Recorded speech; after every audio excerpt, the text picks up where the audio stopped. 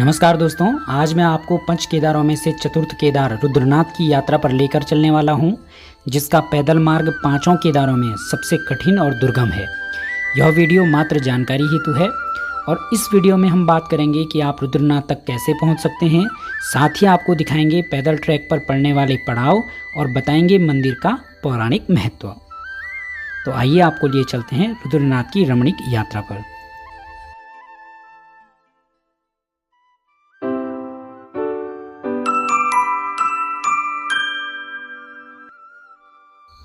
रुद्रनाथ पहुंचने के लिए अगर आप चमोली के जिला मुख्यालय गोपेश्वर से चलना प्रारंभ करें तो आपको गोपेश्वर मंडल वाली रोड पर अनुसुईया माता मंदिर की ओर चलते हुए 6 किलोमीटर दूर स्थित सगर नामक गांव में आना होगा।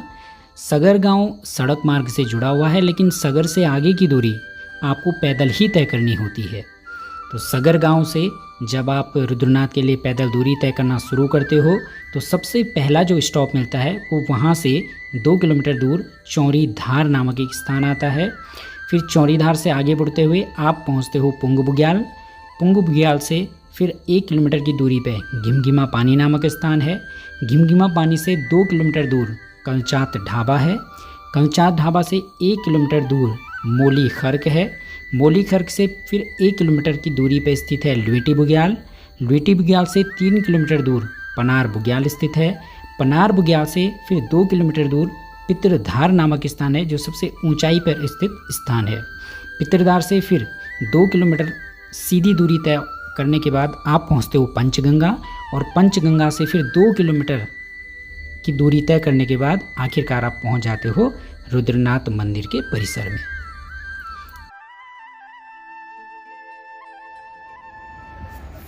हम लोगों ने अपनी यात्रा की शुरुआत रुद्रप्रयाग से की और लगभग शाम के 3 बजे हम लोग पहुँचे सगर गांव। सगर गांव से रुद्रनाथ के लिए अभी भी हमें 18 किलोमीटर की पैदल दूरी तय करनी थी, इसलिए लगभग 4 बजे हमने सगर गांव से रुद्रनाथ के लिए चलना प्रारंभ किया।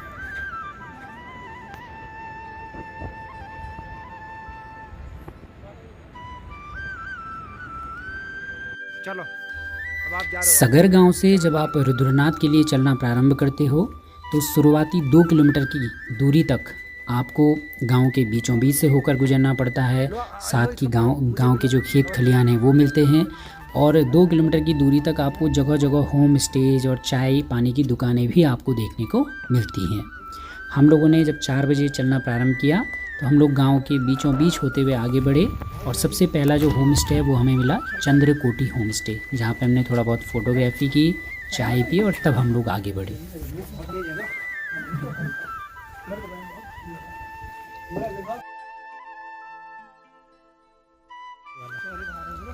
रुद्रनाथ के लिए पैदल मार्ग पर आगे बढ़ते हुए हम लोग अपनी इस यात्रा के पहले पड़ाव चौरी धार पर पहुंचते हैं। और चौरी धार की विशेषता यह है कि यहाँ पर वन विभाग द्वारा एक पर पर्सन के हिसाब से कुछ रिसिप्ट काटी जाती है 200 रुपये की। अगर स्टूडेंट्स हैं तो 100 रुपये का डिस्काउंट दिया जाता है। साथ ही 100 रुपये पॉलीथीन के रैपर्स के लिए लिए जाते हैं, और वापसी में जब आप उन रैपर्स को वापस करते हैं तो वो 100 रुपये रिफ़ंड कर दिए जाते हैं। हम लोगों ने यहाँ पर रिसिप्ट काटी और हम लोग बढ़े अपनी आगे की यात्रा पर। चौरी धार से आगे जब हमने चलना प्रारंभ किया तो हमें एक डेंस फॉरेस्ट से होकर के गुजरना था, और इस डेंस फॉरेस्ट से गुजरते हुए हमें जगह जगह पानी के स्रोत भी देखने को मिले, क्योंकि हम बरसात में अपनी यात्रा कर रहे थे अगस्त के महीने में। और इसके बाद हम लोग आगे बढ़ते हुए अपनी यात्रा के अगले पड़ाव पे पहुँचे, जिसका नाम था पुंग बुग्याल। सोचा हम पहली बार आ रहे हैं। हम अपनी यात्रा पर आगे बढ़ते हुए लगभग 6 बजे पहुँचे पुंग बुग्याल। पुंग बुग्याल एक ऐसा स्थान है जहाँ पर रहने के लिए 2-4 टेंट लगे हुए हैं। हमने इससे आगे बढ़ने से पहले एक बार इसके आगे का जो नेक्स्ट पड़ाव है वहाँ पता किया कि वहाँ रहने की उचित व्यवस्था है या नहीं। तो उनके द्वारा बताया गया कि यहाँ पर रहने की उचित व्यवस्था नहीं है, तो हमने पुंग बुग्याल में ठहरना ही उचित समझा, क्योंकि दुर्गम रास्तों पर अगर रहने की आगे व्यवस्था न हो तो आपको अपनी रात घने जंगलों के बीच में भी गुजारनी पड़ सकती है। इसलिए इस बात का ध्यान रखना अत्यंत आवश्यक है, और हमने रात्रि विश्राम किया पुंग बुग्याल में।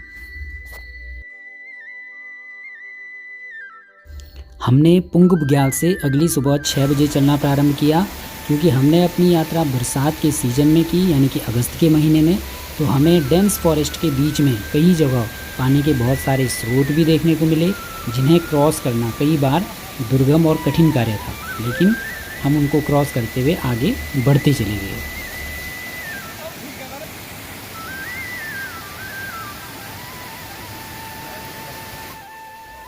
चतुर्थ केदार की इस पैदल यात्रा में हम पुंग बुग्याल के बाद अपने नेक्स्ट पड़ाव पर पहुंचे, जिसका नाम था घिमघिमा पानी, जहां पर रहने के लिए 2 टेंट लगाए गए थे।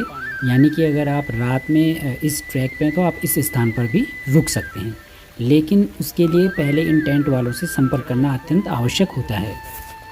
घिमा पानी के बाद आपको एक और टेंट देख गया, छोटा सा।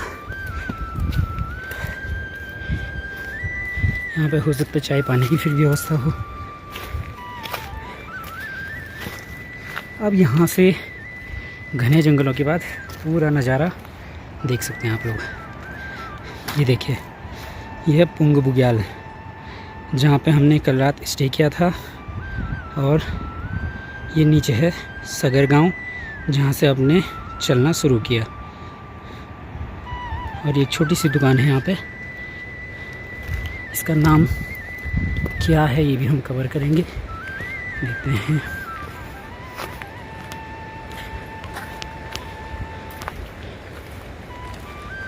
कलचांत बुग्याल ढाबा। कलचांत ढाबे से जब हम लोग ऊपर की ओर चढ़ाई करना प्रारंभ करते हैं तो धीरे धीरे जो जंगल का क्षेत्र है वो धीरे धीरे पीछे छूट जाता है और बुग्याल का एरिया प्रारंभ होना शुरू हो जाता है। क्योंकि हमने बरसात में अपनी यात्रा की, इसलिए हमें छोटे छोटे फूल बुग्यालों में स्पष्ट रूप से नज़र आते हैं।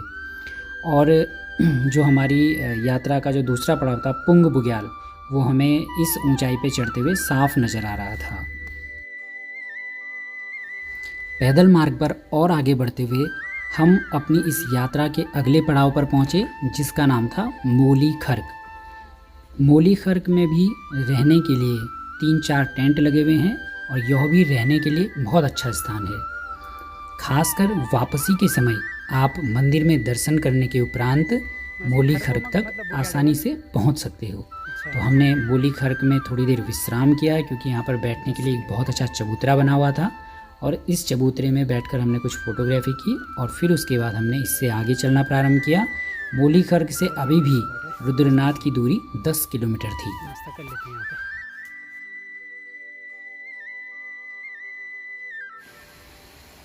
मोली खर्क से आगे बढ़ते हुए हम पहुँचे अपनी यात्रा के अगले पड़ाव लुईटी बुग्याल में। लुईटी बुग्याल इस पूरी यात्रा का एक तरीके से मध्य बिंदु आप मान सकते हैं। इसके बाद रहने की व्यवस्था सीधे मंदिर के प्रांगण में ही आपको मिलेगी, इसलिए लुईटी बुग्याल तक पहुंचना, और अगर आप लुईटी बुग्याल से आगे मंदिर तक नहीं पहुंच सकते तो आपको स्टे लुईटी बुग्याल में ही करना चाहिए। वापसी में भी अगर आप मंदिर से तभी चलें जब आप लुईटी बुग्याल तक पहुंच सको।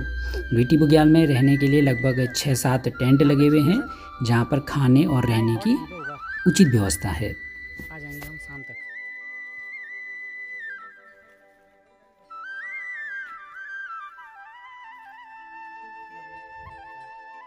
लो मैंने पाउच किया हुआ।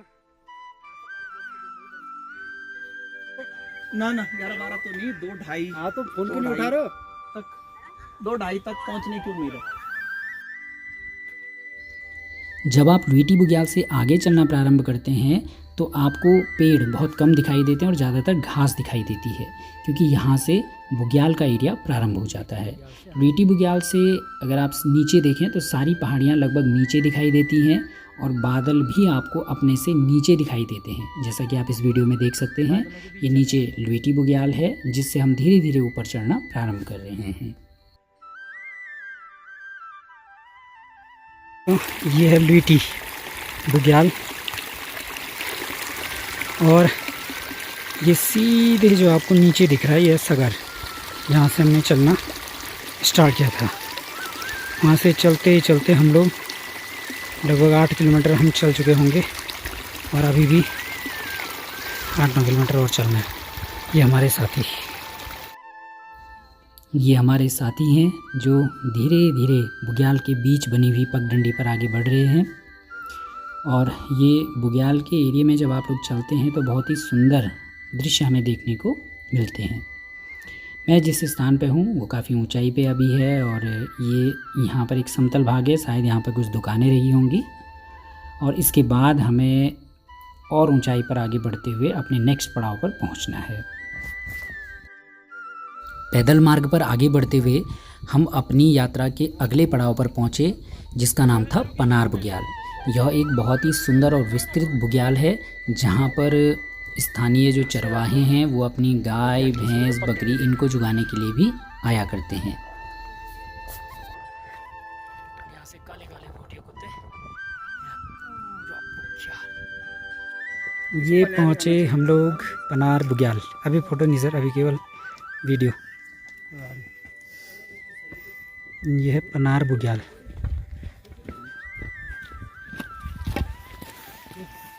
आप चाहो तो ये कुत्ते आपके पीछे पीछे आ जाएंगे अगर आपके पास इनके लिए कुछ खाने के लिए हो।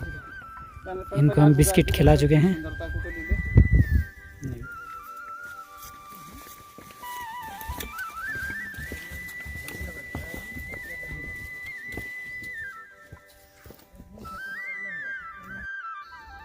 पैदल मार्ग पर आगे बढ़ते हुए जब हम कुछ ऊंचाई से पनार बुग्याल को देखते हैं तो यह बहुत ही सुंदर और रमणीक प्रतीत होता है।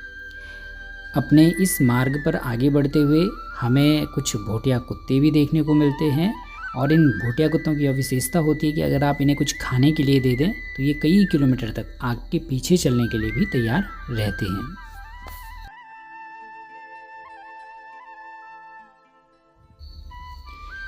पैदल मार्ग पर आगे बढ़ते हुए आखिरकार हम लोग उस स्थान पर पहुंचे जो इस यात्रा का सबसे ऊंचाई पर स्थित स्थान है और उसका नाम है पितृधार।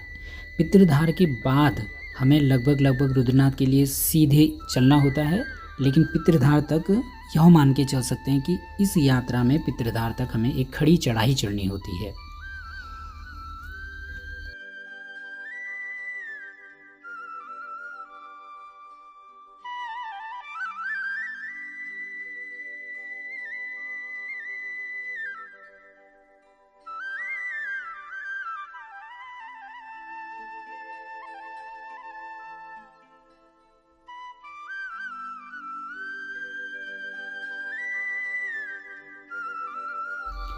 पितृधार के बाद रुद्रनाथ जाने के लिए हमें कोई भी चढ़ाई नहीं चढ़नी होती है। एक सीधा सीधा रास्ता हमें तय करना होता है रुद्रनाथ तक पहुंचने के लिए, जो रास्ता बुग्यालों के बीचों बीच पगडंडी के रूप में होकर के आगे निकलता है। तो पितृधार से आगे बढ़ने पर हमें एक विस्तृत बुग्याल देखने को मिलता है जिसका नाम है पंचगंगा बुग्याल। तो धीरे धीरे आगे बढ़ते हुए हम लोग पहुँचते हैं पंचगंगा बुग्याल में।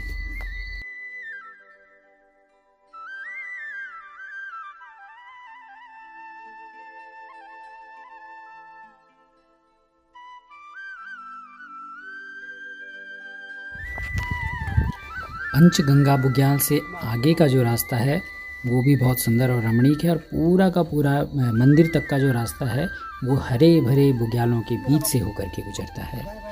अब अगर आप बरसात के सीज़न में या बरसात के बाद सितंबर के महीने तक रुद्रनाथ की यात्रा पर होते हैं तो आपको इन बुग्यालों में छोटे छोटे फूल भी देखने को मिलते हैं, जिनमें अगर आप फोटोग्राफी के शौकीन हैं तो आपकी बहुत अच्छी छवि भी खींची जा सकती है। वाह, एक चक्कर इधर देखो टसन में।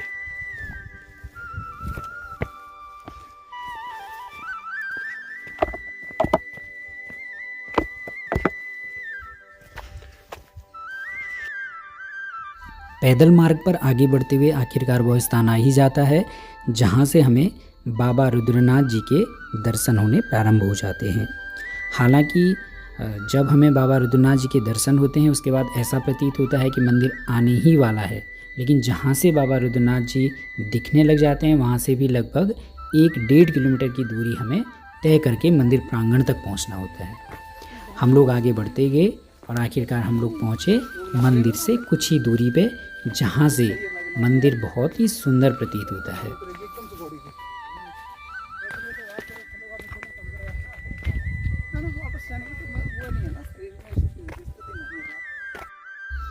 मंदिर में जैसे ही आप लोग प्रवेश करते हैं तो सबसे पहले एक छोटा सा धारा है और उसके बाद आपको दर्शन होते हैं नारद कुंड के।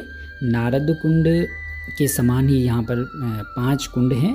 सरस्वती कुंड मंदिर से थोड़ा सा आगे है, इसी तरीके से सूर्य कुंड है और स्थानीय लोगों के द्वारा 5 कुंड बताए गए हैं। तो सबसे पहले दर्शन करते हैं आप लोग नारद कुंड के और उसके बाद आप लोग आगे बढ़ते हैं जहाँ पर रहने के लिए टेंट और छानियाँ हैं, जहाँ पर 70-80 लोगों के रहने की ही व्यवस्था की जा सकती है।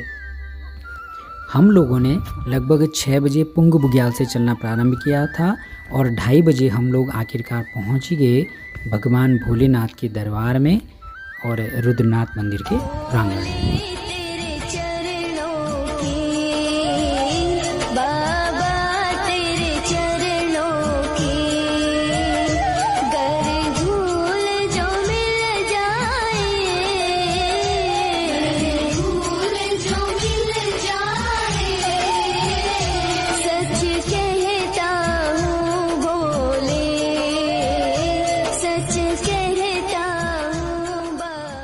अगर मंदिर के विषय में सामान्य जानकारियों और इसके पौराणिक महत्व की बात की जाए तो मंदिर समुद्र तल से 11,600 फीट की ऊंचाई पर स्थित है। स्कंद पुराण के केदार खंड में इसका वर्णन इस प्रकार मिलता है। शृणु देवी प्रवक्ष्यामि तृतीयं वै ममालयम रुद्रालयमिति ख्यातम तीर्थानाम तीर्थमुत्तमम। इस मंदिर में स्वयंभू मुख लिंग है जहाँ पर भगवान शिव के रौद्र मुख की पूजा की जाती है और इस शिवलिंग की ऊंचाई लगभग 1 फुट है। इस स्थान पर यह भी मान्यता है कि भगवान शिव ने रौद्र मुख धारण करके अंधकासुर का वध किया था। मुख्य मंदिर में शिव के मुखलिंग के अलावा गणपति और पार्वती की प्रतिमाएं भी स्थित हैं और महाभारत काल में इस क्षेत्र को रुद्रावर्त कहा जाता था। इसी स्थान पर यह भी मान्यता है कि नारद ने शिव पंचाक्षर मंत्र ओम नमः शिवाय का जाप किया था, जिससे प्रसन्न होकर शिव ने रौद्र रूप में नारद को दर्शन दिए थे और उनको गांधर्व विद्या का भी ज्ञान दिया था। इस मंदिर का निर्माण कन्नौज के मौखरी नरेश सर्ववर्मन के द्वारा किया गया है। इस क्षेत्र में वैतरणी नदी भी बहती है जिसमें पिंडदान किया जाता है और मंदिर के पार्श्व भाग में चामुंडा देवी का मंदिर भी स्थित है। हम लोगों ने लगभग 1.5 घंटे का समय मंदिर परिसर में बिताया और लगभग 4 बजे हमने यह योजना बनाई कि हम आज ही मोली खर्क में रात्रि विश्राम के लिए चलेंगे। इस प्रकार हमारे जीवन की एक और यात्रा सुखद रूप से पूर्ण हुई। मैं झोली खाली लाऊंगा, मैं तुझ पे मार जाऊंगा, तेरे सिवा कौन मेरा इस दुनिया में, ना बाबा, हाँ बाबा, ना बाबा।